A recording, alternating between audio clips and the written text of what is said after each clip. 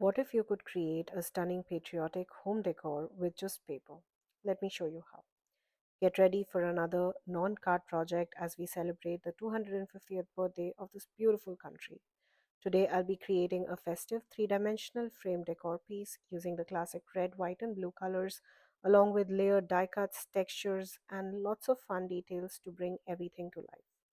Hello, crafty friends, I'm Revati, and welcome back to my channel. If you love paper crafting beyond cards, you're going to enjoy this project.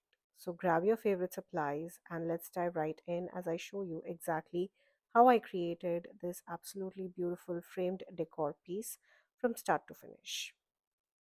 Well, I have to say I'm absolutely obsessed with the supplies from the June card kit by Simon. You'll definitely see me reaching out for several of those beautiful products from that kit in today's project. I will also be using these gorgeous Stars and Stripes sprinkle mix by Cat Scrappiness, which I thought was perfect finishing touch for our project. In fact, this sprinkle mix is what inspired the entire color palette for today's decor piece, featuring those classic red, white, and blue patriotic colors. To really bring in that fun, festive vibe, I decided to use the 3D popcorn box die along with the festive banner die, both from Simon the June card kit.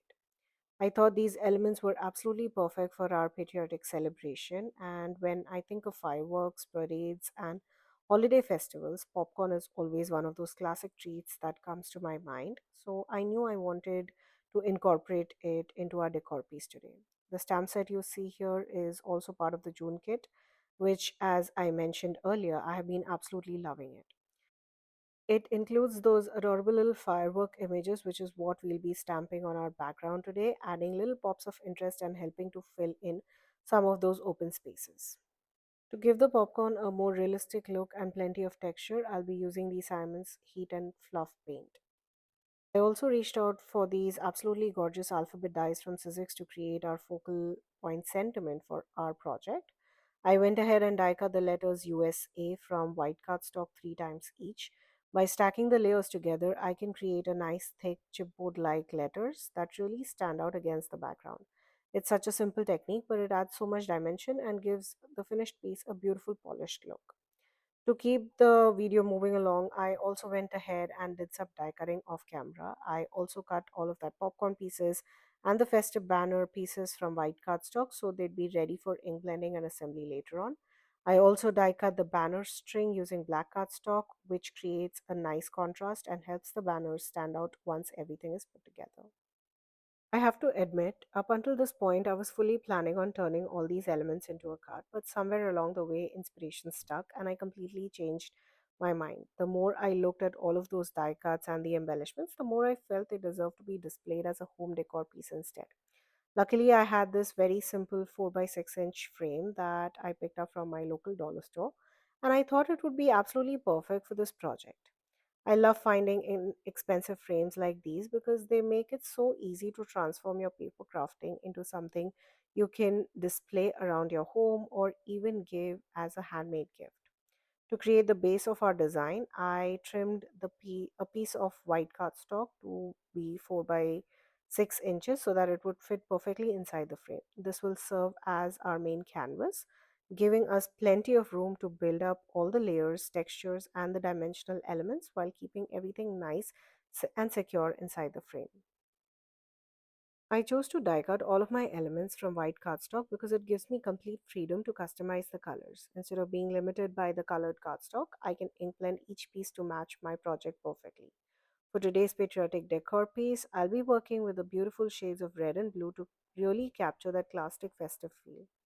Now I'm going to start by coloring the USA letters. I absolutely love the font and those intricate detailings on these dies. They are bold enough to stand out as the main focal point while still having lots of beautiful detail that catches the eye. To make ink blending easier, I place the letters onto my ultra sticky mat to hold them securely in place.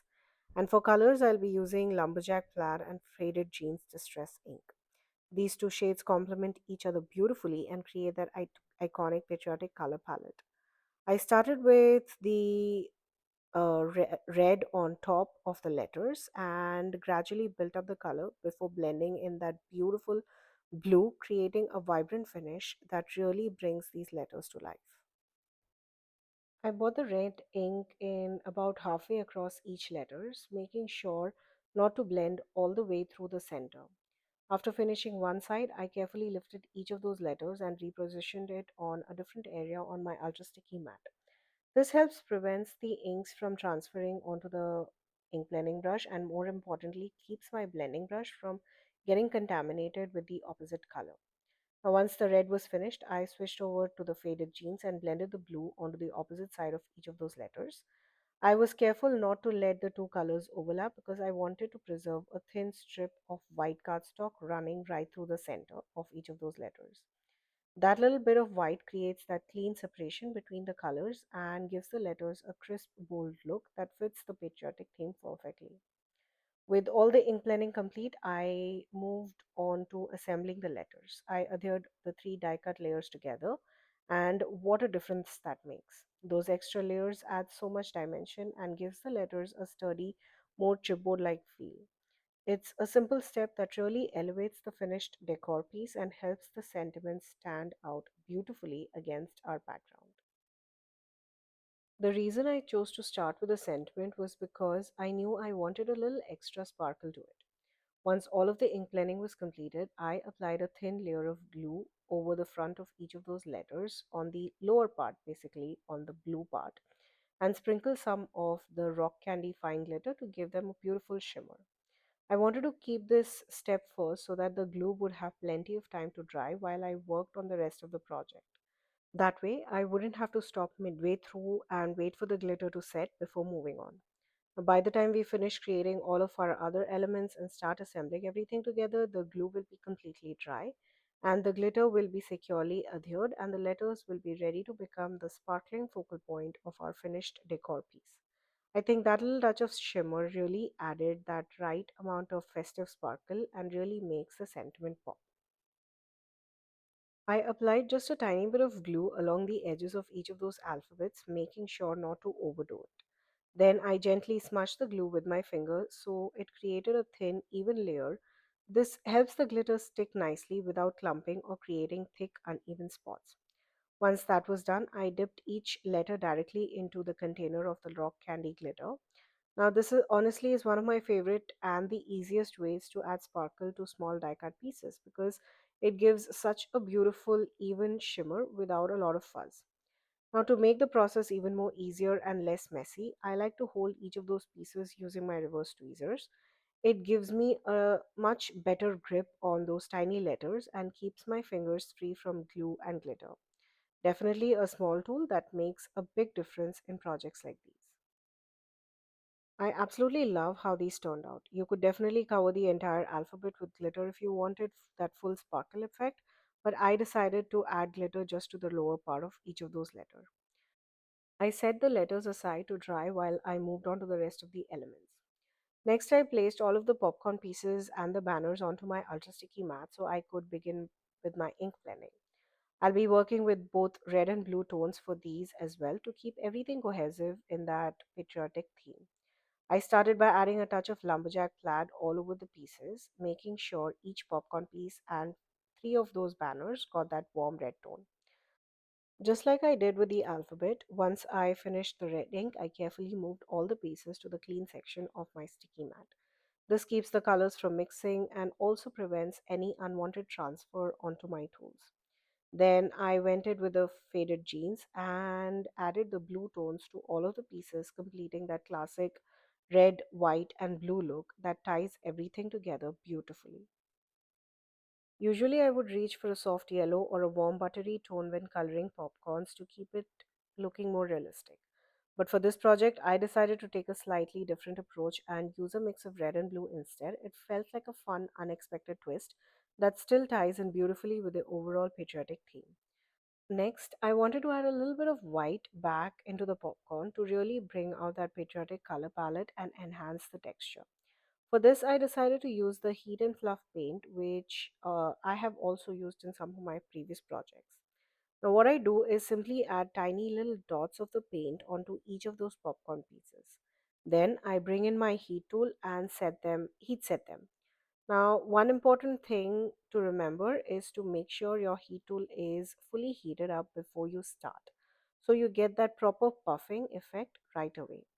Now, as the paint begins to activate, it creates that soft, fluffy, dimensional texture that really makes the popcorn look more fun and playful. I like to hold each piece with my reverse tweezers while heating. It makes the process so much more easier, keeps my fingers safe from the heat, and allows me to move the piece around as needed so every bit of it puffs up beautifully. This step really brings the popcorn to life and adds that extra bit of whimsy and texture to the overall design. I repeated the same process for all the popcorn pieces so that all of them have that fun, fluffy, dimensional texture. We'll be using every single one of them in our finished project to build that playful layered look. Now, at this point, you could absolutely go back and lightly brush some of that blue or red ink on the fluffed up popcorn using your blending brushes. That would give them a more tinted, coordinating look and tie them even more into the color palette.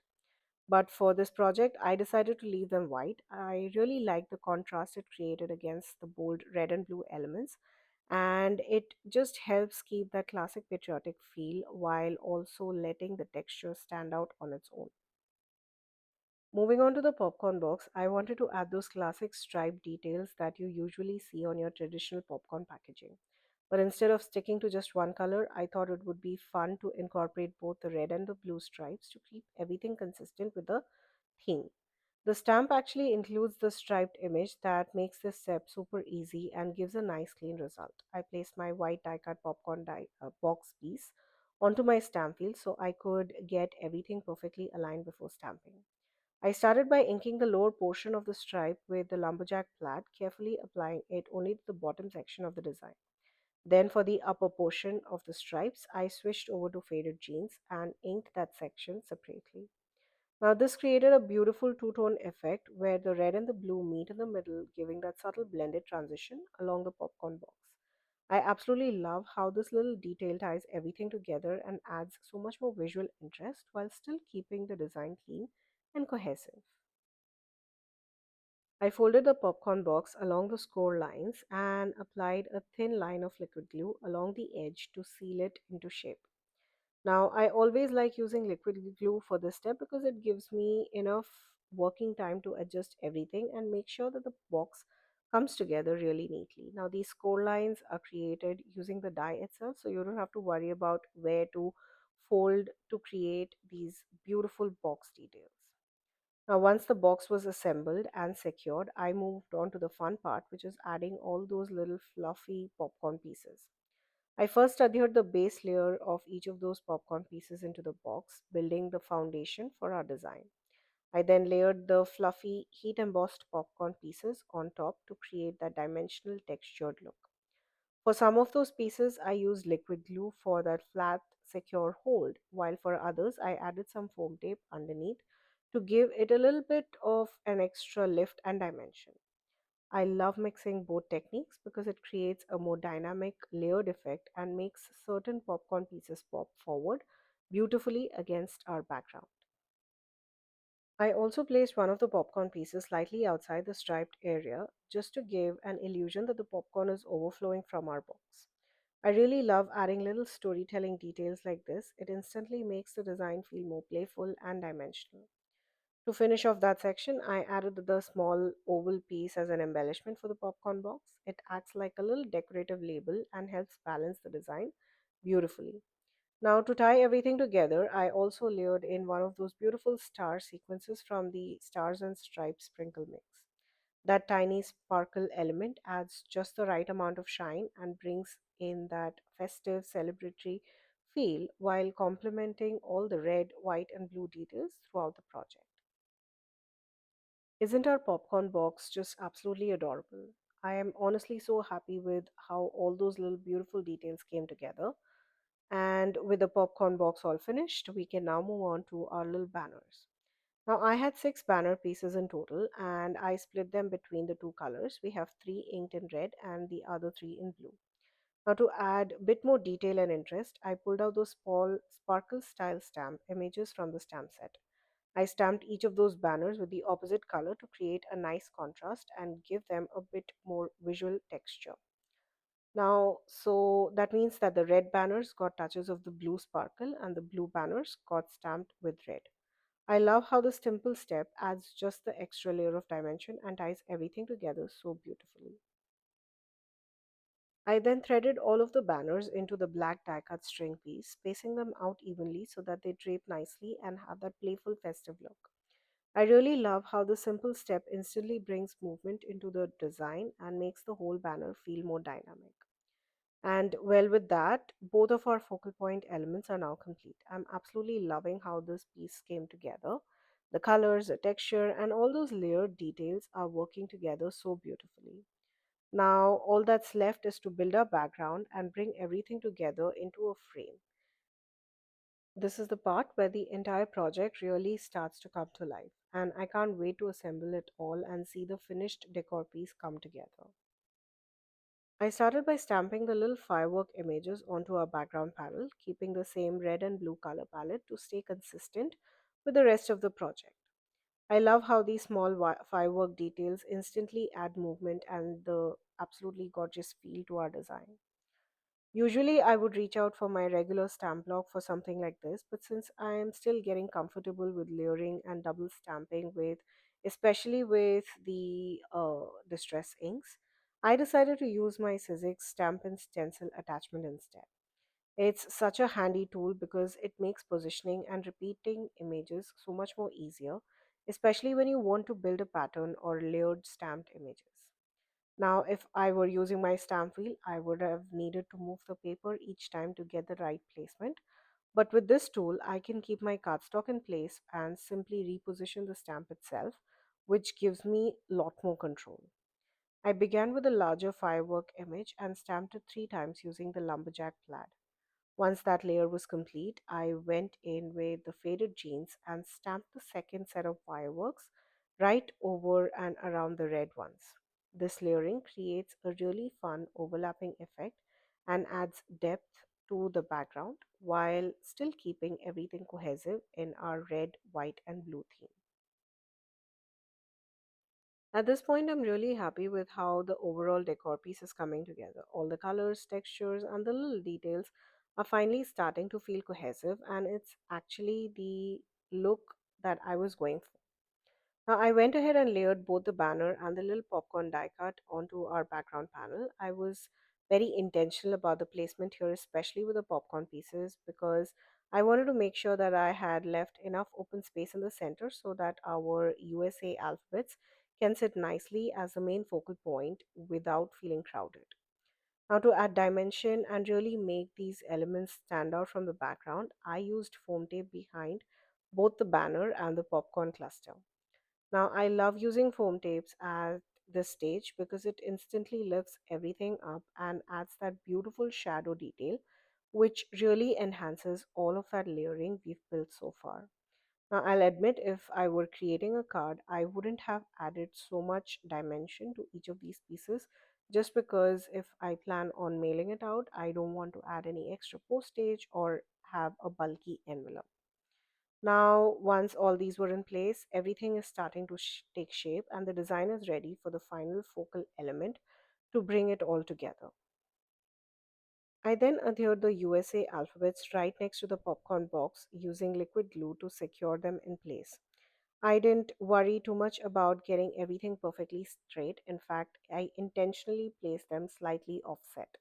I really love that subtle bit of misalignment because it adds more relaxed, handcrafted feel to the design rather than looking too rigid and overly perfect. Once the letters were in place, I went back in with the same sparkle stamp that I used on the banners. Using both the red and the blue ink, I added little scattered sparkles all around the background. I made sure to distribute them evenly across the panel so the entire piece feels festive and full of movement. This final touch really ties everything together and gives the whole decor piece that extra celebratory energy while keeping the focus balanced across all of our elements.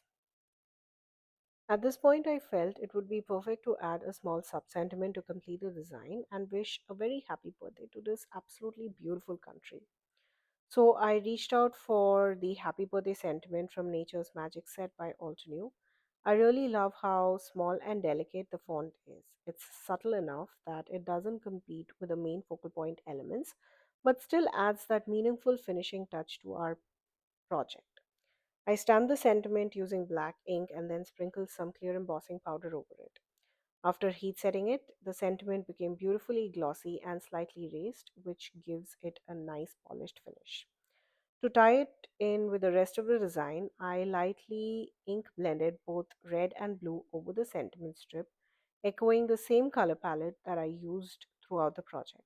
Finally, once the sentiment strip was inked and trimmed, I adhered it right under the USA alphabets, tucked neatly next to the popcorn box so it feels grounded within the composition while still remaining visible as a supporting detail. And with that, our main piece was complete. Now, all that's left was to frame it. Now, because there was so much dimension and layering into this design, I decided to remove the glass from the frame and place my panel inside directly. This way, nothing gets squished, and all of those raised elements can really stand out and maintain their full dimension. Well, at that point, I realized I wasn't really loving the original beige color of the frame. It felt too light compared to those bold reds, blues, and blacks in the design. And it just didn't feel as cohesive as I wanted it to be. So off camera, I went ahead and added black ink, black color around the frame to deepen the color and tie it into the overall piece. That simple change made such a big difference. It instantly grounded the entire design and helped everything feel more intentional and unified. I love how that darker frame now enhances all the vibrant details inside instead of just competing with it. Well, this framed piece celebrating the 250th birthday of the United States wouldn't feel complete without a little shine, bling, and sparkle to finish it off. So, for the final touch, you'll see me adding those tiny star embellishments, confetti sequences all around the frame. I love this step because it instantly brings the whole piece to life, catching the light, adding movement, and giving that true celebratory feel. It's such a simple addition, but it makes a huge difference in pulling everything together and enhancing that festive firework filled energy we've built throughout the entire project.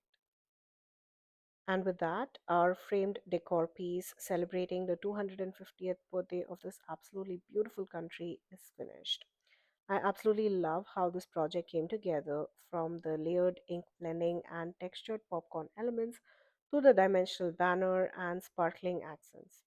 Every detail worked together to build a festive, patriotic scene that feels full of energy and movement and, well, celebration.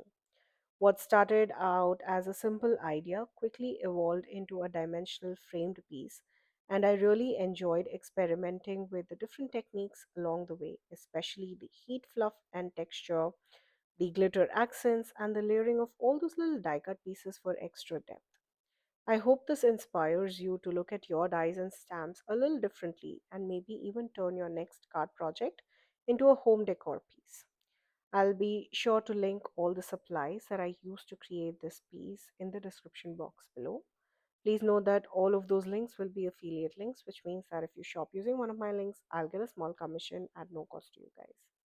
Thank you again for joining me today. Until next time, stay safe and wishing you all a very happy 4th of July.